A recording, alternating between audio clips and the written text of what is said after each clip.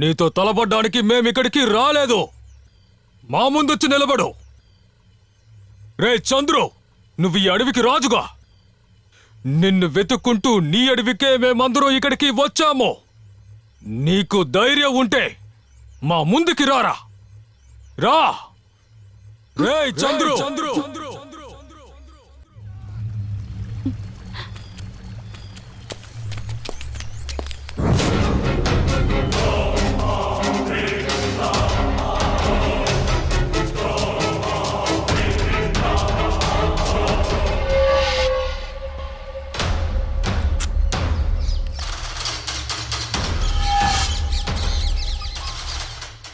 ఉన్నంత వరకు కష్టపడాలి, లేదంటే చావాలి.